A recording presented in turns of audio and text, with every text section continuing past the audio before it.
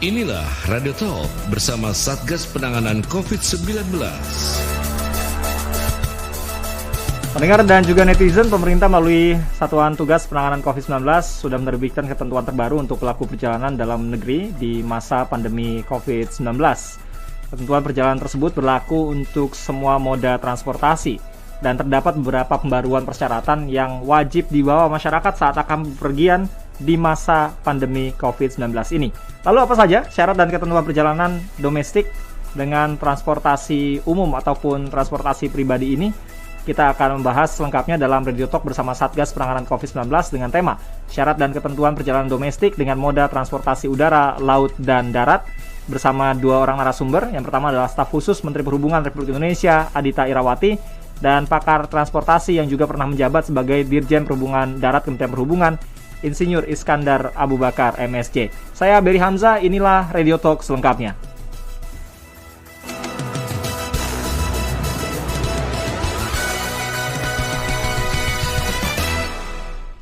Saya ingin menyapa narasumber pertama terlebih dahulu yang sudah bergabung atau hadir ya di Zoom meeting. Ada Pak Iskandar Abu Bakar.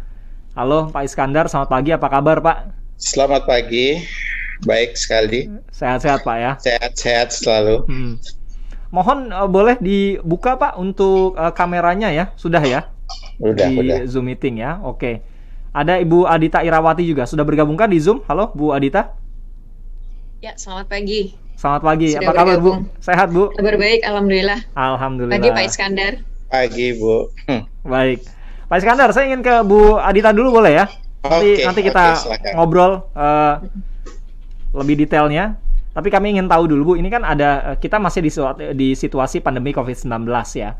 Dan di penghujung tahun itu biasanya ada Natal dan juga Tahun Baru.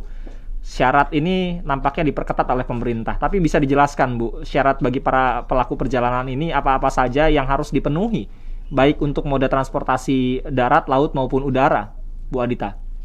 Baik. Terima kasih.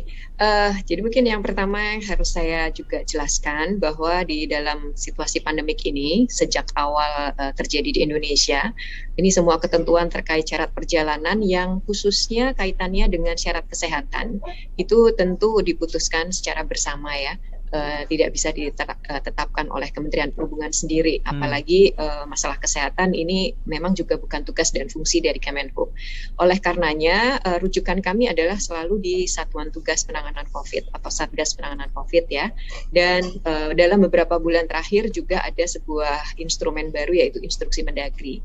Sehingga dari beberapa ketentuan tersebut, kami merujuk untuk menetapkannya di dalam syarat perjalanan penumpang di semua moda transportasi. Dan yang terakhir ini Mas, saya sampaikan bahwa sesuai dengan rujukan dari Instruksi Mendagri nomor 56 dan juga dari adendum kedua Surat Edaran Satgas nomor 21, syarat perjalanan penumpang ini memang terbagi menjadi Jawa Bali dan luar Jawa Bali. Ya kalau diperhatikan pembagiannya seperti itu. Nah, khusus untuk Jawa Bali ini ada syarat untuk semua moda transportasi yang sebenarnya sama saja dengan luar Jawa Bali kecuali untuk udara ya. Kalau untuk luar Jawa Bali kita melihat bahwa yang namanya semua moda transportasi sebenarnya syaratnya sama. Yang yaitu harus sudah vaksin dosis pertama minimal ditambah dengan PCR H-3 atau antigen H-1. Ini sebenarnya sama berlaku juga untuk semua moda transportasi di Jawa Bali, kecuali untuk pesawat udara, di mana memang masih diwajibkan vaksin minimal dosis pertama dan PCR H-3 saja. Begitu. Jadi mungkin ini juga untuk mempertegas juga kepada masyarakat ya bahwa kami masih memberi pilihan gitu. Dan bahwasanya ada penerapan yang berbeda untuk udara tentu dengan berbagai macam pertimbangan. Nah, ini yang perlu diperhatikan oleh masyarakat. Dan satu lagi yang juga sering jadi bahan pertanyaan adalah bagaimana jika ada perjalanan dari Jawa Bali keluar Jawa Bali atau sebaliknya, keluar Jawa Bali masuk ke Jawa Bali. Ini mengikuti ketentuan untuk udara masih tetap sama yaitu vaksin minimal dosis pertama dan PCR H-3. Gitu ya. Sementara kalau penerbangan di luar Jawa Bali misalnya dari Medan ke Makassar, kemudian dari Lombok misalnya mau ke Labuan Bajo itu diperbolehkan untuk ada opsi PCR H-3 atau antigen H-1. Begitu kira-kira penjelasannya secara singkat. Ya tentu nanti pasti banyak pertanyaan yang lain, tapi untuk awal ini dulu Mas ya. Oke. Baik, ini saya langsung saja nih coba untuk mewakili pendengar nih pertanyaannya Bu Adita. Mengapa untuk transportasi udara ini berbeda, terutama untuk di Jawa Bali ya, soal PCR tadi Bu, H-3, silakan mungkin bisa dijelaskan Bu Adita, yang sebelumnya juga mungkin sempat menjadi perbincangan dan polemik, kenapa sih masih harus disyaratkan, sementara kalau menurut beberapa orang ya, transportasi udara ini tergolong lebih aman lah dibandingkan dengan transportasi lainnya, baik darat maupun di laut, begitu Bu Adita? Ya, begini, sekali lagi ini adalah hal yang memang diputuskan dari beberapa aspek ya, aspek kesehatan maupun juga aspek bagaimana kita melihat pemulihan ekonomi ini di Indonesia.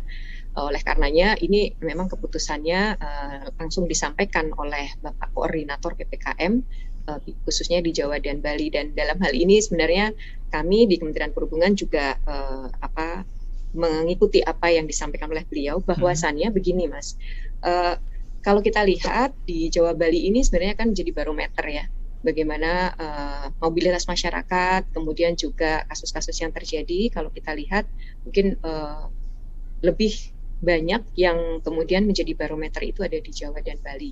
Mobilitas masyarakat juga sekarang ini meningkat cukup tajam karena adanya beberapa relaksasi ya.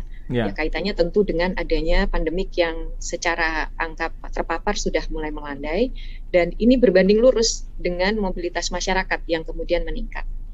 Nah, sebenarnya pemerintah ini sedang melihat bagaimana sebenarnya skema yang paling tepat ya untuk menghadapi pemulihan ekonomi, di mana tentunya akan terjadi mobilitas yang tinggi, relaksasi di berbagai sektor, tetapi kita tetap harus hati-hati dan waspada agar tidak terjadi penularan lebih lanjut atau lonjakan kasus lagi.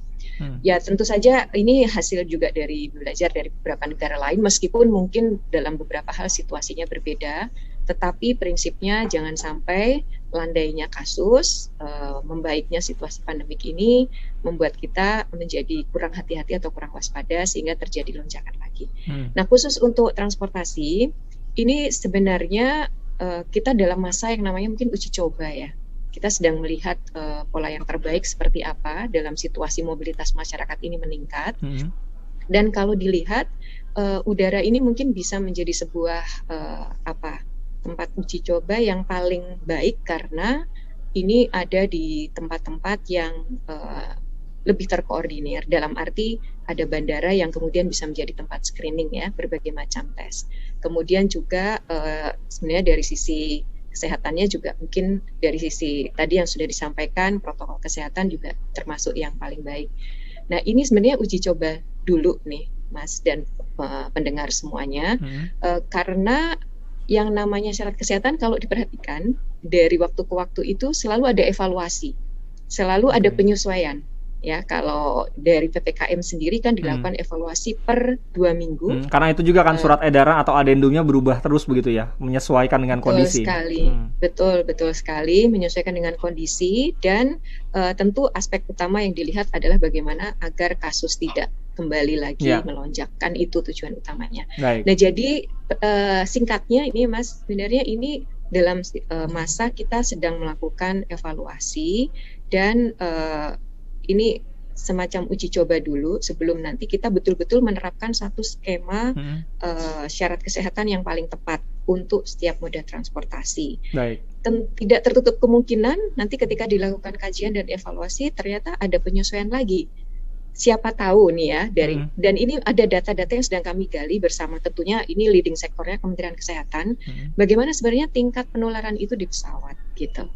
Ya, dan kita punya aplikasi Peduli Lindungi yang sebenarnya itu bisa menjadi alat untuk melakukan evaluasi juga gitu.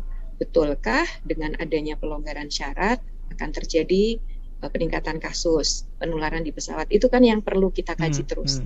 Nah, Baik. ini kesempatan untuk melakukan itu dan tentu nanti hasilnya harus kita evaluasi untuk melakukan penyesuaian ketentuan lagi. Gitu. Ya, kalau ada pendengar atau netizen yang mau bertanya boleh juga ya via telepon atau via WA atau via media sosial ya, karena kami live juga streaming di YouTube, di Facebook dan juga via Twitter. Saya ke Pak Iskandar sekarang, Pak. Ada yang menilai kebijakan ini, pengetatan ini ya di berbagai moda transportasi, laut, udara dan juga darat, ini tidak akan berpengaruh signifikan, Pak. Karena masyarakat mungkin merasa mereka kelamaan, sudah terlalu lama ya. Kita tahulah seperti apa ketika PPKM ini sudah diturunkan levelnya. Masyarakat sudah mulai bertransportasi, bergerak seperti mendekati normal. Bagaimana Pak Iskandar melihat kondisi seperti ini, Pak? Memang kalau kita melihat kepada situasi sekarang ini, situasi transportasi, khususnya sebenarnya jalan raya, itu sudah mulai macet ya di mana-mana, dan saya kira ini merupakan suatu pertanda bahwa kegiatan ekonomi itu sudah mulai berjalan. Tetapi memang saya kira pemerintah tetap harus hati-hati, sebab kalau kita melihat sekarang ini, Singapura ataupun beberapa negara lain seperti China dan Thailand itu terjadi peningkatan yang luar biasa beberapa waktu belakangan ini. Jadi memang saya kira sikap hati-hati dari pemerintah itu memang perlu ya. Tetapi memang tetap harus ada suatu penelitian yang baik ya, sehingga bisa mengetahui apa kebijakan yang harus dilakukan oleh pemerintah di masa-masa yang akan datang. Ya tentu kita mengharapkan bahwa COVID-19 ini bisa hilang. Tetapi ya kalau kita melihat kepada transportasi umum, yang menjadi kendala adalah berkumpulnya orang dalam jumlah yang banyak di dalam ruangan yang tertutup ya. Jadi kalau mereka naik bis, naik kereta api, ataupun naik pesawat, ataupun naik kapal, mereka itu berkumpul dalam jumlah yang banyak ya, sehingga peluang untuk terjadinya penularan itu memang lebih tinggi. Jadi memang di sini pemerintah harus hati-hati. Tetapi kalau kita melihat lebih lanjut, orang-orang yang sudah vaksinasi yang kedua ya, saya kira mereka itu akan lebih tidak akan mudah tertular oleh apa. Dan kalaupun mereka tertular, tidak akan terlalu parah. Jadi memang saya kira pemerintah perlu mengambil langkah-langkah ya, bagaimana supaya ada pelonggaran khususnya bagi mereka-mereka yang sudah mendapatkan vaksin kedua. Walaupun berdasarkan kenyataan yang ada, vaksin yang kedua ini tidak mengatakan bahwa itu bebas dari COVID ya, dari penularan COVID, tetapi kan peluang mereka untuk tertular COVID ini lebih kecil. Mungkin perlu ada perbedaan lah menurut pandangan saya antara yang sudah vaksin kedua kali dengan yang belum vaksin sama sekali. Ya, sebab kalau belum vaksin sama sekali, memang PCR itu salah satu cara untuk mengetahui apakah mereka tertular atau tidak. Tapi itu kan -3. Ya kalau PCR, dan kalau yang satunya lagi itu -1 ya, antigen -1. Jadi ya saya kira memang di sini ya pemerintah harus benar-benar melihat lah, sebab saya kira angkutan umum ini ya benar-benar ada pada satu level yang paling rendah ya, karena mereka tidak bisa beroperasi untuk waktu yang lama. Jadi saya sangat menyarankan kepada Kementerian Perhubungan ya, supaya mereka mungkin ada satu bantuan lah yang diberikan kepada pengusaha angkutan sehingga mereka itu bisa tetap survive ya. Sebab kalau mereka tidak survive, efeknya adalah ya kehancuran dari industri transportasi. Dan ini sudah bisa kita lihat kan, banyak sekali perusahaan angkutan yang benar-benar kolaps ya gara-gara COVID-19 ini. Jadi memang harus ada langkah-langkah yang diambil bagaimana supaya mungkin ada relaksasi, tapi relaksasinya bertahap lah ya. Jadi misalnya ada yang kalau sudah vaksin 2 kali, mungkin mereka agak lebih dilonggarkan daripada yang belum vaksin. Dan kalau ini dilakukan, saya kira akan mendorong masyarakat untuk cepat-cepat vaksin ya. Dan saya kira ketersediaan vaksin juga sudah tersebar luas di Indonesia. Jadi Jadi saya kira ini bisa dilakukan oleh pemerintah. Ya, ada Pak Rudi di Tangerang, kita sapa dulu ya. Halo Pak Rudi. Ya, pagi Pak. Selamat pagi Pak Rudi, silakan Pak. Pak, mau tanya aja ya, mau memastikan aja. Apakah setiap pesawat maskapai itu sudah dilengkapi dengan HEPA filter? Yang pertama itu apakah memang udah ada? Jadi untuk yakin aja. Yang kedua, kalau memang tidak ada, apakah setiap habis terbang itu misalnya Jakarta Semarang, ya biasanya itu dari Semarang balik lagi Jakarta, itu cara mensterilkan dia punya ruangan apa dari fogging dulu baru penumpang boleh naik atau gimana Pak? Saya rasa itu aja Pak. Itu aja ya. Ya, terima kasih sebelumnya Pak. Baik, Pak. Terima kasih Pak Rudi di Tangerang. Nanti mungkin bisa ditanggapi ya, atau sepengetahuan Pak Iskandar atau Bu Adita seperti apa mungkin pengalamannya menggunakan pesawat dan lain sebagainya.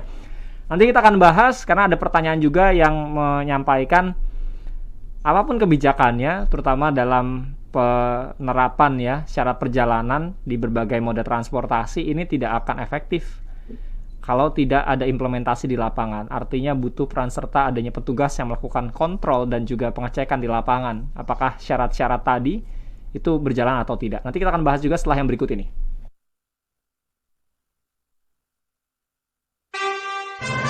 Radio Talk bersama Satgas Penanganan COVID-19. Pendengar, di masa pandemi ini tidak ada alasan bahwa bisnis atau kegiatan kita terhenti. Justru kita perlu lebih kuat melakukannya. Promosikan segala produk, kegiatan, atau capaian institusi Anda di radio dan media sosial El Shinta. Dengan jaringan radio nasional dan engagement medsos yang tinggi, pas untuk bisnis kita. Beriklan, hubungi tim sales El Shinta di 081 180 6543 atau 021 586 9000 dan email marketing@elshinta.com. Jadikan El Shinta sarana promosi bisnis dan kegiatan kita. Radio Talk bersama Satgas Penanganan COVID-19. Kita kembali lagi pendengar dan juga netizen dalam Radio Talk bersama Satgas Penanganan COVID-19. Kita sedang membahas tentang syarat dan ketentuan perjalanan domestik dengan moda transportasi udara, laut, dan juga darat. Anda sudah melakukan perjalanan selama beberapa hari belakangan ini, entah itu menggunakan transportasi udara, darat, maupun juga laut. Silakan, bagaimana pengalaman Anda? Apakah syarat dan ketentuan perjalanan domestik itu betul-betul diterapkan atau diimplementasikan di lapangan? Atau bagi Anda pelaku perjalanan, kebijakan atau syarat ini justru memberatkan dan itu membuat Anda akhirnya urung menggunakan berbagai macam moda transportasi untuk melakukan perjalanan. Silakan Anda bisa sampaikan via 0215869.000, SMS WA 0811806543 atau di media sosialnya El Shinta, di Facebook, Twitter, maupun juga di kanal YouTube. Ada Pak Rudi tadi di Tangerang, mungkin saya ingin ke Pak Iskandar terlebih dahulu ya, memberikan tanggapan Pak, soal tadi keamanan di maskapai penerbangan. Betulkah setiap maskapai ini sudah dilengkapi dengan HEPA filter ya, dan apakah sebelum dipergunakan kembali untuk penerbangan berikutnya juga dilakukan sterilisasi? Silakan Pak. Saya kira kan kalau yang namanya pesawat itu kan akan terjadi suatu perputaran udara, dan perputaran udara itu dikendalikan dengan filter ya. Jadi memang saya kira kalau ada filter memang akan memperbaiki kualitas udara di dalam pesawat. Tetapi yang jadi masalah sebelum udara tersebut sampai ke filter ya, kan bisa melalui orang-orang lain ya, yang duduk di sebelahnya ataupun yang lain. Jadi memang peluang untuk terjadinya penularan itu ya saya kira yang namanya ruang tertutup itu pasti akan tinggi. Memang bisa dikurangi dengan menggunakan filter. Saya tidak tahu kondisi filter-filter yang digunakan di pesawat udara saat ini. Tapi setahu saya kalau tidak menggunakan filter yang berbasis misalnya ultraviolet, saya kira memang akan sangat sulit untuk mengendalikan partikel-partikel kecil ya yang bisa melewati tetangga yang duduk di sebelah ya, ataupun di depan ataupun di belakang. Jadi memang saya kira ini menjadi perhatian penting. Tetapi kalau memang akan menggunakan angkutan udara kan sudah ada formulir yang harus diisi ya di dalam peduli lindungi. Jadi formulir yang diisi itu saya kira akan mengetahui posisi tempat duduk yang bersangkutan, sehingga kalau terjadi penularan maka jelas bisa diketahui oleh pemerintah kenapa orang yang bersangkutan tertular oleh COVID ini. Jadi memang saya kira peran dari Litbangnya Departemen Kesehatan akan sangat penting untuk mempelajari bagaimana pola penularan daripada COVID ini dengan menggunakan pesawat. Ya, sebab jelas nanti di dalam Peduli Lindungi itu kan sudah jelas ada formulir yang harus isi tersebut. Karena itulah Peduli Lindungi dipergunakan sebagai kontrol bagaimana ketika terjadi penularan di dalamnya ya. Baik. Betul. Nah, Bu Adita, bagaimana menjawab? Mungkin bisa ditambahkan tadi apa yang disampaikan oleh Pak Iskandar, melengkapi apa yang menjadi pertanyaan Pak Rudi tadi. Ya, Pak Rudi. Jadi untuk pesawat-pesawat yang digunakan saat ini, memang mayoritas ini sudah menggunakan filter yang namanya filter HEPA, High Efficiency Particulate Air ya. Jadi ini memang satu filter yang sebenarnya standarnya sama juga yang digunakan dengan ruang-ruang ICU di rumah sakit. Jadi ini standar terbaik dari filter udara sebenarnya. Ada beberapa jenis filter yang lain yang ya tentu sama ya fungsinya untuk mensirkulasikan udara, akan tetapi mungkin secara hierarki atau yang paling berefektif itu sebenarnya adalah HEPA filter. Dan ini digunakan untuk pesawat-pesawat modern sekarang, khususnya pesawat yang jet ya, itu menggunakan HEPA filter. Sementara untuk pesawat-pesawat yang lain tetap ada filternya, tetapi mungkin kelasnya tidak seperti HEPA. Artinya bicara pesawat ini sirkulasinya memang sangat diperhatikan ya. Bahkan sebelum pandemik pun ini sudah digunakan. Nah, cara bekerjanya ini memang melakukan udara ini dibuat tersirkulasi sehingga tidak tertahan di atas. Ini kan yang dikhawatirkan ya. Kalau kita ada di ruang tertutup cukup lama, kemudian airborne ini akan bergantung di udara dan kemudian akan bisa menjadi bahan penularan atau media penularan. Yang kami dapatkan informasi termasuk juga dari IATA sudah melakukan beberapa kajian. Ini dengan HEPA ini sebenarnya bisa disirkulasikan untuk dikeluarkan, dimasukin lagi dengan udara yang lebih bersih. Jadi kalau bicara filter untuk udara sebenarnya ini termasuk yang terbaik. Kemudian yang kedua tadi pertanyaannya, apakah kalau yang khususnya yang mungkin yang tidak menggunakan HEPA filter ini disterilisasi? Ya, ini sebuah SOP yang wajib dilakukan oleh semua maskapai dan itu sudah tertuang di dalam surat edaran Dirjen Perhubungan Udara nomor 83. Jadi ini wajib dilakukan. Sterilisasi di badan pesawat, termasuk juga para awaknya juga nantinya juga harus melakukan hal yang sama. Setelah itu baru boleh penumpang-penumpang ini masuk. Ya tentu diberi waktu ya untuk betul-betul akhirnya sterilisasi melalui disinfektasi atau dengan bahan-bahan yang lain ini supaya tidak berbahaya bagi penumpang. Jadi itu yang sudah ditetapkan. Ya, tentu kita mengingatkan terus kepada maskapai ya untuk selalu mengikuti ketentuan tersebut. Karena sebenarnya ini kembalinya juga untuk maskapai. Ketika nanti ada kejadian atau ada hal-hal yang tidak kita inginkan, impact-nya juga kepada maskapai dan tingkat kepercayaan masyarakat bisa turun. Sehingga itu terus kita ingatkan agar tetap konsisten menerapkan prosedur tadi. Nah, soal implementasi di lapangan ini kan juga harus baik ya, Bu Adita dan juga Pak Iskandar. Perlu ada komitmen petugas di lapangan supaya syarat dan ketentuan perjalanan ini betul-betul dijalankan di terminal, di bandara, atau di pelabuhan-pelabuhan tempat penyeberangan. Bagaimana komitmen dari para petugas? Karena syarat dan ketentuan perjalanan di atas kertas ini sudah cukup baik, tapi bagaimana komitmen di lapangan itu yang paling penting untuk menghindari terjadinya tadi peningkatan penularan dan lain sebagainya. Tapi nanti dijawabnya, saya mau menyapa dulu. Ada penelpon berikutnya, ada Pak Gunawan di Bekasi. Halo Pak Gunawan. Halo. Selamat pagi Pak, silakan langsung ke pertanyaannya. Selamat pagi Pak Iskandar dan Ibu Anita. Pagi. Ya, terkait dengan syarat-syarat untuk kita bepergian baik via darat, laut dan udara, punya sedikit beberapa hari yang lalu bahkan dengan menggunakan moda transportasi udara. Jadi sebagai warga negara yang patuh akan aturan yang sudah ditetapkan, ya saya tetap mengikuti prosedur yang sudah diterapkan. Kapan tepatnya flightnya Pak? Tanggal 26 yang lalu. Oke. Ya, 26 lalu saya ada melakukan penerbangan ke Palembang. Dari? Jadi dari Jakarta ke Palembang. Dan karena itu syaratnya harus waktu itu masih H-2 ya, belum H-3 untuk PCR. Jadi waktu harga masih berapa tuh, Pak? Masih 850. Berapa? 850, Pak. Oh, dapatnya 850.000 waktu itu. Iya, betul. Jadi itu sebetulnya sangat memberatkan buat kita sebagai warga ya, masyarakat yang memang punya intensitas bepergian untuk bekerja atau dan lain sebagainya gitu ya. Tetapi pada prinsipnya kita tetap mengikuti. Nah, walaupun seperti itu, seharusnya saya setuju tadi dengan Elsinta bahwa penerapannya di lapangannya itu harus betul-betul maksimal, karena mendapatkan PCR ini kalau kita memang proses waktunya itu juga cukup mepet, sehingga kita juga harus ya bergegas-gegas gitu ya.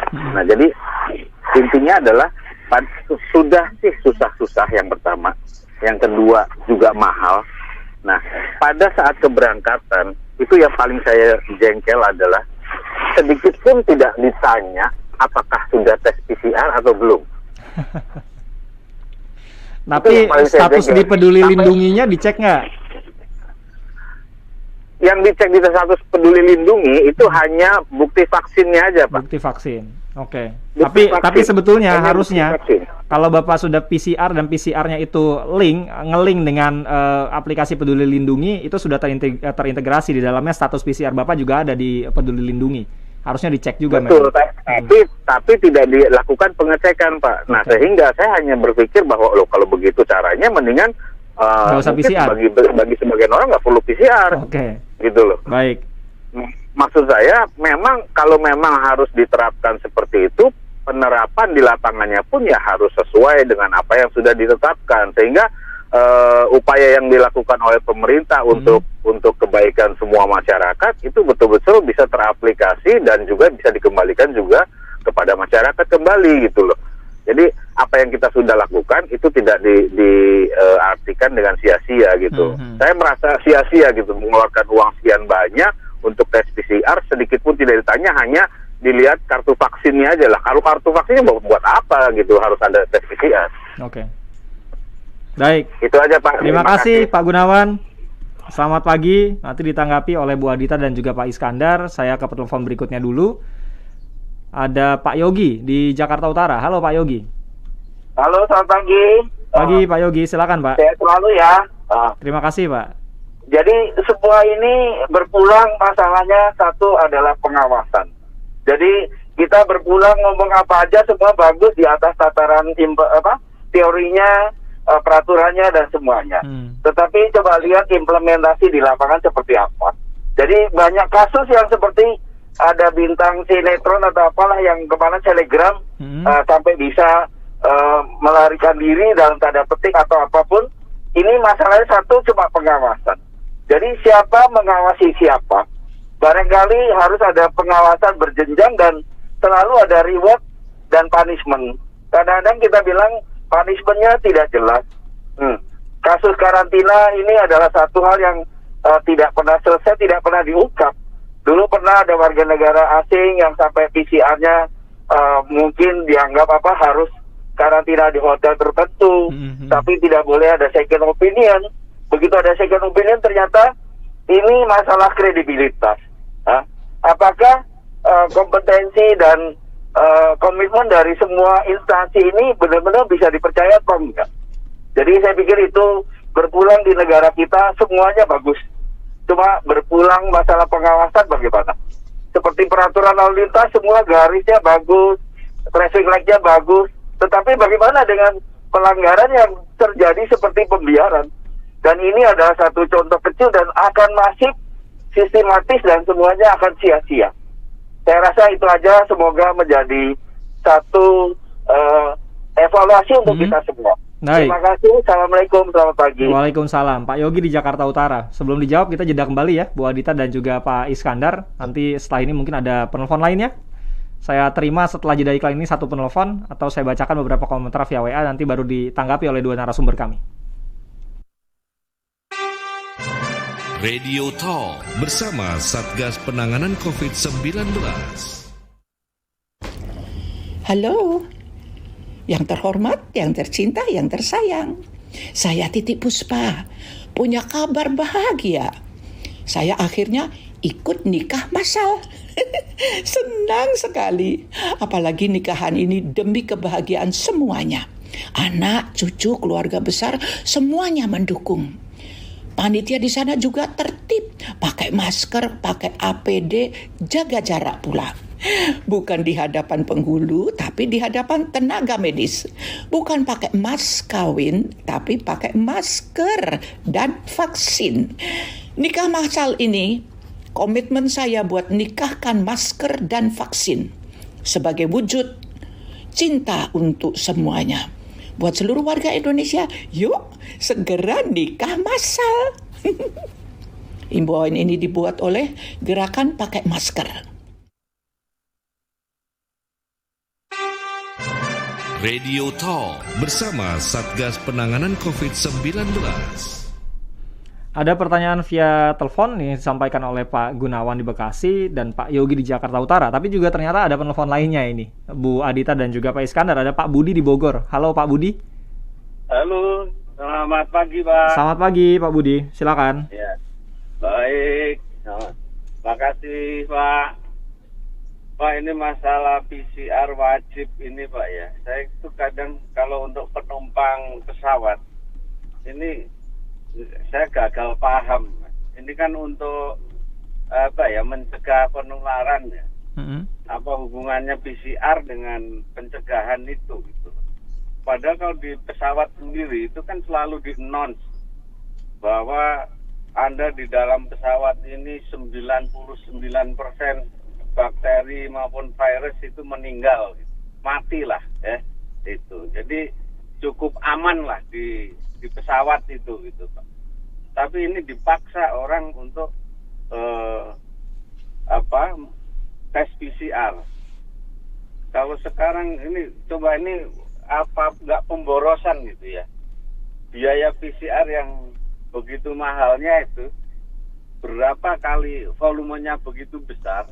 Ini kan pemborosan gitu.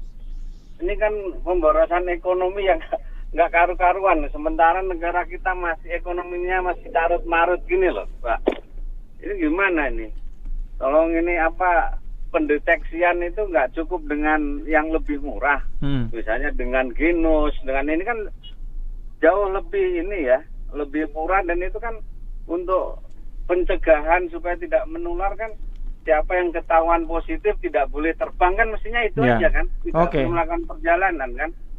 Sementara coba kalau di pesawat kan di-announce bahwa Anda aman di sini. Masih mahal memang Pak, kan sekarang PCR sudah diturunkan harganya. Jadi sekitar 270 ribuan Pak. Dan ya 3 hari untuk masa berlakunya. Pak. Kenapa?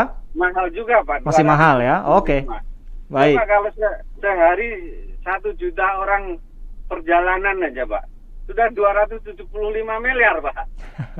Oke Pak. Ya. Baik, Pak. Terima kasih Pak Budi. Penelpon terakhir ada Pak Petrus, sisanya yang mau bertanya via WA. Nanti saya coba sampaikan ya, beberapa di antaranya yang mungkin mewakili pertanyaan dari para netizen. Pak Petrus di Sunter, Jakarta Utara. Narasumber nanti kalau memang tidak mencatat, saya sudah catat beberapa poinnya tadi. Halo Pak Petrus. Pagi Pak Beri. Selamat pagi Pak. Pagi Pak Iskandar, pagi Bu Aditya. Ya, dengan Bu Adita Pak, silakan. Adita, ya oke, thank you. Ya, jadi gini Pak, mungkin agak ini ya, saya jelasin dari awal. Waktu kasus mulai menurun, di pesawat masih boleh menerapkan antigen. Ya, antigen. Dan kasus terus menurun, ya. Anehnya itu kan itu bahwa salah satu indikator kenapa waktu semakin menurun malah diperketat lagi satu poin ya. Poin kedua, setelah diterapkan wajib PCR hanya untuk pesawat, kan rame-rame diprotes, termasuk kita juga di sini tempo hari dengan Pak Zazuli kalau nggak salah ya. Kita bahas ya, dan di luar juga semua protes, termasuk pendukung Jokowi juga protes gitu loh. Ya, nah saya udah menyangka pasti akan diturunkan, tapi diturunkan, diperluas Pak. Ternyata benar, kereta jarak jauh juga dimulai diterapkan, ya. Nah, yang anehnya untuk wilayah di luar Jawa Bali diperbolehkan antigen, ya itu berarti parameter dari sisi kesehatannya udah anomali gitu. Itu alasannya karena di luar Jawa Bali kan nggak semuanya ada lab PCR Pak, jadi ya bisa pakai antigen. Saya ngerti. Itu yang saya protes waktu tempo hari, ya dari mulai tempo hari. Kenapa di daerah-daerah ya terutama umpamanya contoh wilayah tujuan bisnis, tujuan wisata tidak dilengkapi alat PCR-nya, ya itu menteri dari Dinas Perhubungan mesti berusaha itu, ya. Padahal justru kalau memang pertimbangannya bisnis Pak, ya bisnis yang sisi yang mana, bisnis pemain PCR atau bisnis Indonesia gitu loh. Justru sekarang orang terbangnya ini kan istilahnya justru dari Jawa Bali keluar daerah, gitu loh. Nah ini ya tolong dipikirkan gitu. Saya nggak masalahkan bahwa wajib PCR, cuman tolong diperlengkapi ya. Jangan sampai orang terbang dari Jawa Bali keluar daerah harus tes PCR, karena kembali ke Jawa Bali harus PCR gitu loh. Baik. Ya jadi harus kirim sampel kirim sampel ke tempat lain 2-3 hari baru bisa, sedangkan orang bisnis kan istilahnya 2-3 hari, nah sedangkan itu udah keburu expired gitu loh. Atau perjalanan wisata singkat gitu loh. Baik. Ya, jadi tolong dipikirkan ulang ya penerapannya ya. Rakyat kan punya logika gitu loh. Ya, saya bukan masalahin wajib PCR atau tidak wajib PCR-nya, cuman penerapannya ini gitu loh. Ya, oke Pak. Bagaimana? Ya, terima kasih Pak. Terima kasih Pak Petrus. Selamat pagi Pak. Tadi di awal sebetulnya Bu Adita juga sudah menjelaskan ya. Ini dalam rangka uji coba, tapi berarti bisa saja nanti di kemudian hari kebijakannya itu diubah, karena kita tahu seiring berjalannya waktu beberapa kali memang kebijakan ini berubah, tentu menyesuaikan dengan kondisi yang terjadi di lapangan karena evaluasi terus berjalan tadi seperti yang disampaikan Bu Adita. Tapi Bu Adita bisa menjawab dulu tadi dari sisi pengawasan implementasi di lapangan bagaimana? Apakah ini jadi tanggung jawab pemerintah daerah sebetulnya untuk melakukan pengawasan? Ya. Saya sepakat sebenarnya dengan yang disampaikan oleh para penanya ya tadi ya, mengenai pengawasan, dan ini pengawasan memang harus kolaborasi semua pihak. Kami di Kementerian Perhubungan ini sebagai pemerintah pusat tentunya tangannya juga ada sebagian yang bisa sampai ke daerah ya, termasuk kalau kita bicara udara ini ada otoritas bandara. Namun demikian pintu pertama yang kemudian berinteraksi langsung dengan penumpang ini kan adalah operator ya.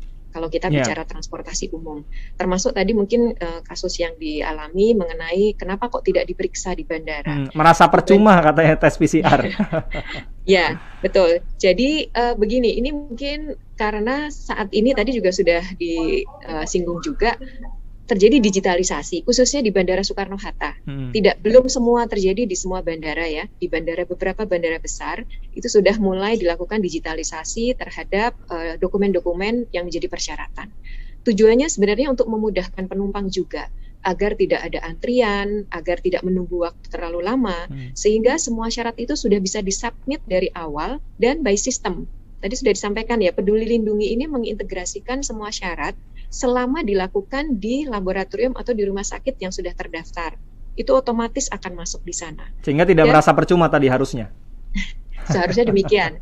Karena begini, yang paling penting kan semua penumpang yang akan berangkat itu terdata dan syaratnya sudah terpenuhi. Kalau memang sudah melakukannya di tempat-tempat yang resmi, itu akan semuanya sudah akan ada datanya di Kementerian Kesehatan, dan tadi seperti yang disinggung oleh Pak Iskandar, ini bisa menjadi tools untuk melakukan tracing jika terjadi hal-hal yang tidak kita inginkan. Jadi mudah-mudahan yang dialami oleh, saya lupa namanya tadi Pak Gunawan ya? Tadi di Pak Bekasi Gunawan yang tadi flight di tanggal 26 Oktober. Ya, saya asumsikan berangkatnya dari Soekarno-Hatta. Ya. Semuanya sudah terdigitalisasi, dan kalau dilihat, karena saya juga beberapa kali mencoba mengalami sendiri, itu di depan sebelum masuk ke gates itu ada pemeriksaan dalam arti masukkan NIK Anda untuk mendapati apakah NIK Anda ini layak terbang atau tidak. Ya. itu langsung memasukkan NIK, dan begitu syarat semua sudah terpenuhi dan itu sudah ada di sistem, itu akan ada notifikasi Anda layak terbang. Nah, di situ sebenarnya memudahkan. Kita tidak perlu lagi antri di validasi dokumen PCR, tidak perlu lagi melihat dokumen vaksin, karena semua sudah ada di sistem. Dan dari situ Anda bisa langsung check-in. Jadi ini sebenarnya dalam rangka memudahkan, dan memang mungkin rasanya tidak semua masyarakat memahami ini, Bu. Nah, ini bagian dari edukasi juga, dan kami akan mendorong termasuk Angkasa Pura juga 1 dan 2 untuk juga mengedukasi para calon penumpang. Kami juga tentu akan melakukan sosialisasi juga. Jadi ini bagian dari digitalisasi sistem, digitalisasi proses ya. Nah, mudah-mudahan itu yang terjadi ya. Kalau memang ternyata kejadiannya tidak demikian atau merasa tidak ada pengawasan dari petugas, ya kami tentu akan mengingatkan kepada semua pihak di lapangan untuk lebih meningkatkan. Ini balik lagi nyambung nih dengan pertanyaan pendengar yang lainnya tadi ya via telepon. Kalau di transportasi udara demikian, bagaimana dengan transportasi yang lain, Bu? Misalnya di terminal-terminal keberangkatan ya untuk moda transportasi darat misalnya. Kalau menggunakan kereta api ya sama dengan NIK. Kita beberapa kali Sinta juga membahas mengenai hal itu. Tapi bagaimana dengan transportasi darat yang lainnya, Bu? Ya, untuk kapal pelabuhan hampir sama, meskipun masih harus disempurnakan beberapa hal. Ya, yang paling menantang ini Pak Iskandar pasti sangat paham adalah transportasi darat. Khususnya yang pribadi ya. Kalau transportasi darat yang menggunakan bis umum, ada beberapa terminal yang tipenya itu bisa dilakukan pengawasan secara terintegrasi. Tetapi kita juga tidak bisa memungkiri banyak terminal yang ini terminalnya dikelola oleh pemerintah daerah ya, atau bahkan tidak berangkat dari pool gitu. Nah, tidak berangkat dari terminal, tapi dari pool-pool atau bahkan ngambil di pinggir jalan ya. Ini sebuah fenomena yang harus kita akui gitu.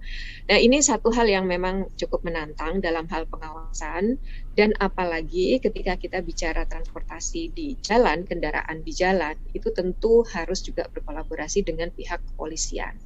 Ya, dalam hal ini Korlantas, termasuk juga pemerintah daerah dan Dinas Perhubungan khususnya. Atau ada rencana ke depannya di bulan November atau akhir atau dalam waktu dekat ini akan dilakukan pengawasan seperti itu ketika misalkan ya di jalan tol ada penyekatan lagi, dicek semua dokumen perjalanan seperti itu. Ada rencana ke arah sana? Ini saya bicara berarti konteksnya Natal Tahun Baru ya, mungkin ya kira-kira. Di mana kita melihat ada fenomena mobilitas yang pasti akan jauh lebih tinggi dibandingkan hari biasa. Sampai saat ini kami masih mengkaji, Mas, ya. Karena kita belajarlah dari pengalaman-pengalaman libur panjang, termasuk yang terakhir Lebaran Idul Fitri kemarin ya.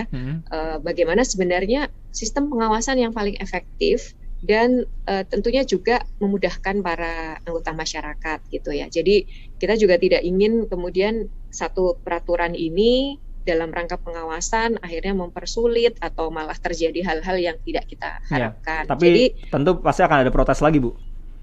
Ya kalau itu sih kita harus siaplah dengan segala sesuatu. Tapi intinya begini, Mas, bahwa kita sepakat ya pengawasan itu penting sekali. Meskipun kita juga berharap masyarakat itu menyadari, punya kesadaran sendiri gitu loh, bahwa meskipun situasi melandai, kita belum selesai pandemiknya ini gitu. Ya, dan kalau belajar dari pengalaman negara lain, masih bisa terjadi adanya lonjakan-lonjakan lagi. Kita dengar ada varian baru di Singapura, varian baru di Inggris gitu ya. Ya tentu ini harus tetap gas and rem tadi kan kita harus mainkan dengan sebaik-baiknya. Nah, kita juga berharap masyarakat pun juga bagian dari rem gitu.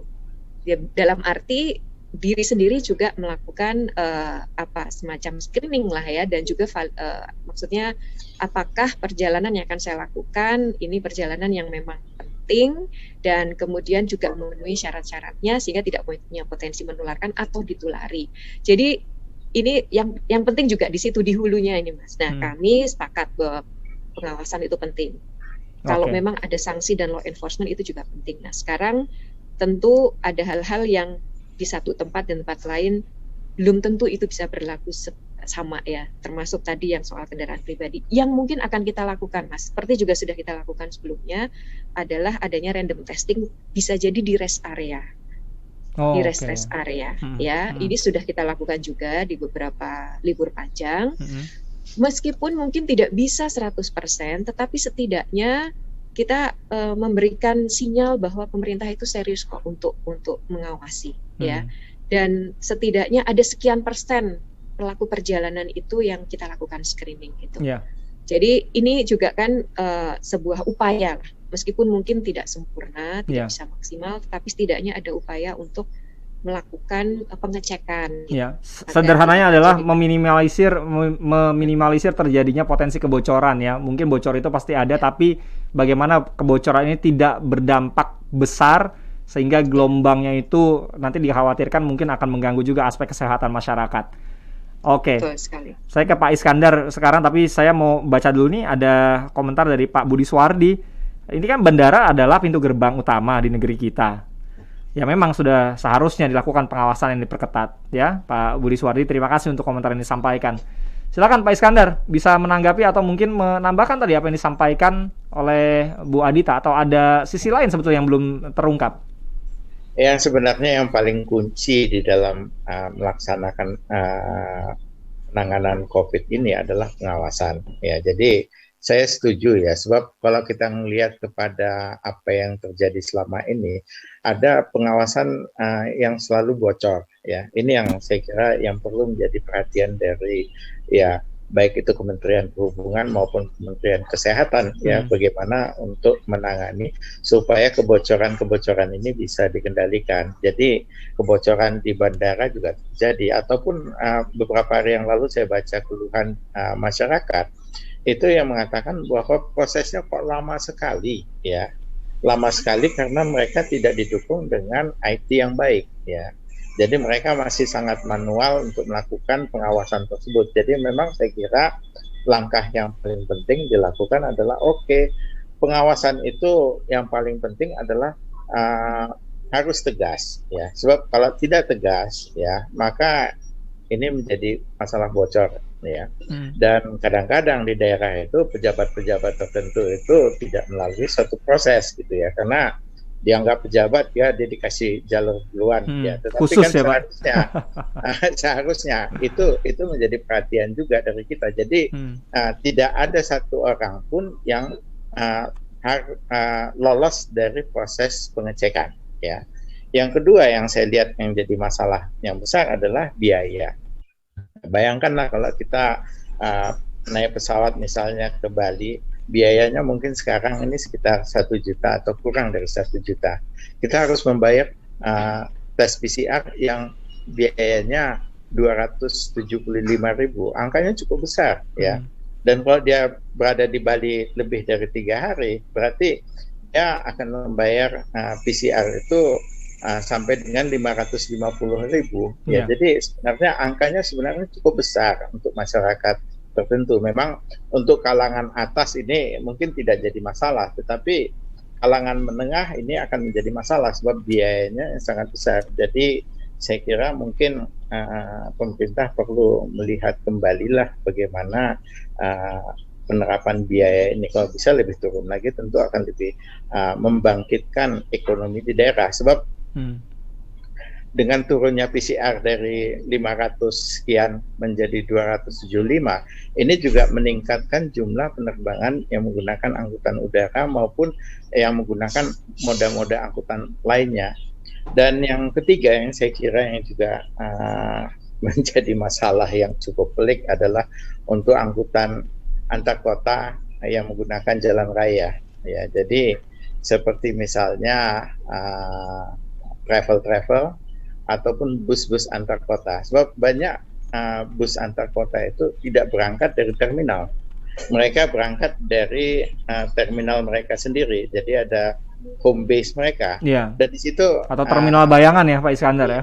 Ya, dan terminal bayangan. Dan di situ saya kira pengecekan itu tidak akan dilakukan dengan benar. Ya, apalagi kalau mereka mengharapkan penumpang yang banyak.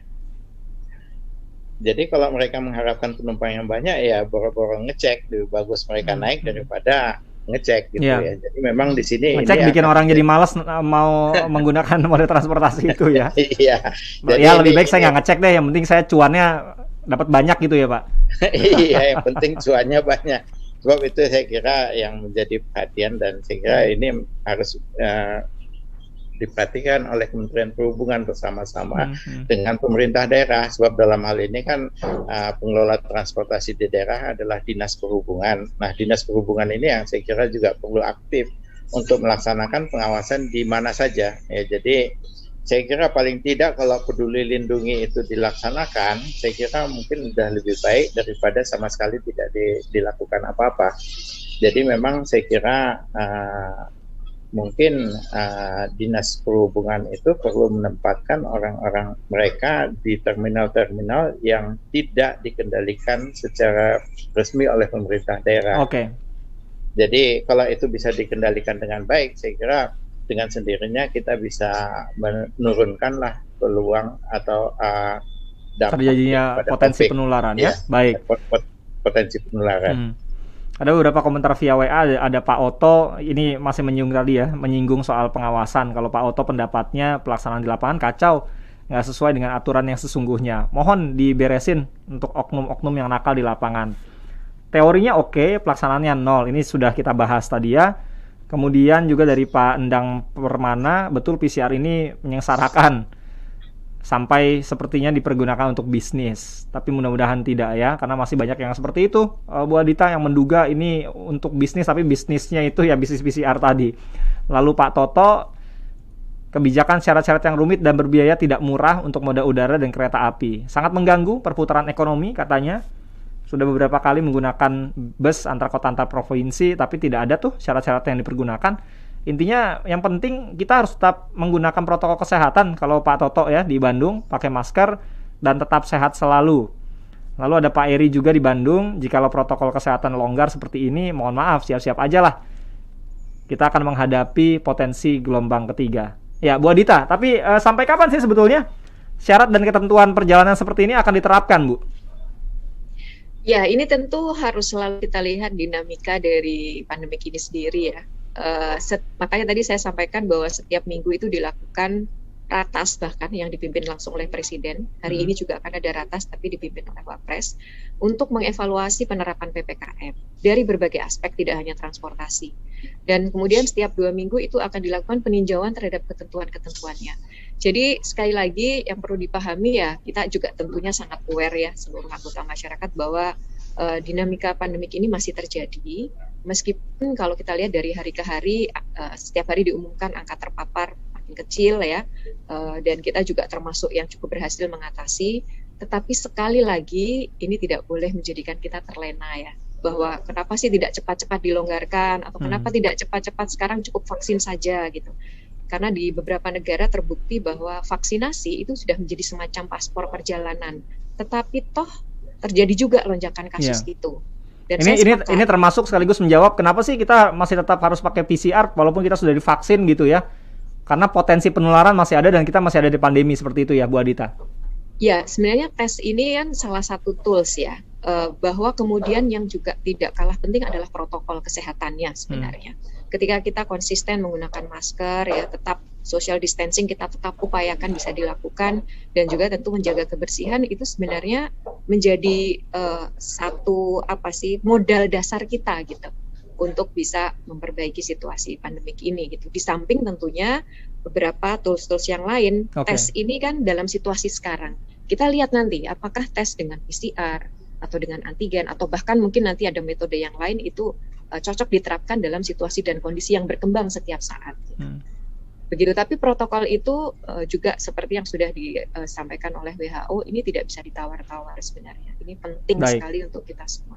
Baik, ya. Sebagai penutup dari Bu Adita, mungkin bisa disampaikan kembali bagi para pelaku perjalanan, syarat-syarat perjalanan ini seperti apa, dan apa yang paling penting dari itu semua, supaya di sisi transportasi juga bisa ikut membantu ya. Kita pelaku perjalanan bisa membantu pemerintah agar COVID ini betul-betul melandai, kalau bisa zero case, dan kita terbebas dari pandemi. Nanti penutup juga dari Pak Iskandar. Silakan Bu Adita. Ya, baik. Jadi para pendengar, ini memang kalau dilihat situasinya sudah lebih kondusif dibandingkan beberapa bulan yang lalu. Tapi ini juga menjadi berbanding lurus dengan peningkatan mobilitas masyarakat. Dan ini sudah terbukti, kami melihat bahwa peningkatannya sangat bervariasi ya. Kalau di udara itu bisa di atas 12%, sementara di kereta api bahkan bisa sampai 20%. Ini satu hal yang positif sebenarnya kalau kita tinjau dari artinya pemulihan ekonomi berjalan ya. Tetapi kembali lagi bahwa pandemik ini masih ada bersama kita dan kita tetap harus waspada dan hati-hati. Berbagai macam ketentuan yang dikeluarkan ini pada dasarnya tujuannya adalah untuk melindungi masyarakat juga.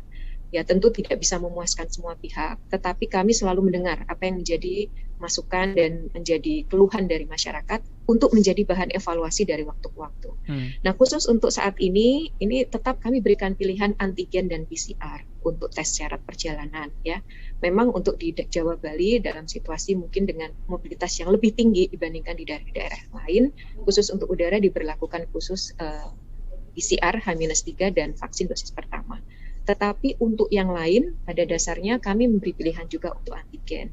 Tentu ini pendekatannya dari sisi kesehatan tetapi juga tetap cost effectiveness, memberikan kemudahan juga dari sisi ekonomi buat masyarakat. Sekali lagi ini adalah subjek untuk dievaluasi dan kami harapkan tetap masyarakat mematuhi protokol kesehatan, tetap gunakan Peduli Lindungi karena ini adalah tools-tools kita untuk selalu bisa melakukan tracing dan tracking. Apabila terjadi sebuah penularan, segera bisa diambil langkah antisipasi secepatnya. Jadi ini penting untuk diperhatikan oleh seluruh calon penumpang dan anggota masyarakat pada umumnya. Dan kami juga akan meningkatkan pengawasan. Tentu harus diakui masih banyak yang belum sempurna, tapi selalu kami upayakan untuk melakukan perbaikan dari waktu ke waktu. Terima kasih. Oke, baik. Pak Iskandar, sebagai penutup Pak, silakan pesan kepada masyarakat. Ya.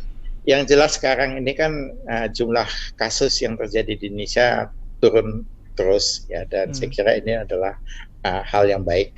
Tetapi ya kita tetap harus waspada, sebab kalau kita melihat misalnya New Zealand ataupun Australia yang beberapa waktu yang lalu itu sempat tidak ada case ya di New Zealand, itu sekarang tumbuh lagi dengan cepat. Demikian juga di Australia. Jadi memang saya kira kita tetap harus waspada, dan kita harus waspada sebab beberapa hari yang lalu saya baca di news itu bahwa menurut Menteri Kesehatan bahwa wave yang ketiga, gelombang ketiga ini akan pasti terjadi. Jadi beliau sudah mengatakan pasti terjadi. Pasti terjadi. Iya, beliau mengatakan demikian. Jadi memang kita memang harus tetap waspada, dan saya kira yang jelas yang harus dilakukan ya harus secara terus-menerus diawasi, dan kalau diperlukan harus diambil tindakan-tindakan untuk lebih membatasi pergerakan ini. Sebab pergerakan ini merupakan salah satu cara terjadinya penularan. Cara penularan daripada COVID ini. Jadi saya kira itu yang penting. Dan yang penting yang berikutnya adalah bagaimana supaya biaya itu bisa diturunkan dan cepat hasilnya Pak ya. Ya, dan cepat hasilnya. Sebab kalau ini semakin turun, saya kira efeknya akan semakin baik untuk transportasi. Dan industri transportasi sudah dalam kondisi yang sangat-sangat jelek. Baik. Kita berharap itu semua bisa betul-betul bisa terjadi nantinya. Terima kasih Pak Iskandar dan juga Bu Adita sudah bersama Yasinta. Kita berharap ya para pelaku perjalanan juga sudah mulai memilah-milih saat ini apakah pelaku perjalanannya itu memang yang penting atau tidak. Jika tidak penting, lebih baik diurungkan daripada kita berpotensi menularkan atau tertular COVID-19. Terima kasih sekali lagi. Selamat pagi, salam sehat selalu untuk Pak Iskandar dan juga Bu Adita. Terima kasih. Terima kasih. Selamat pagi, Sinta. Selamat pagi.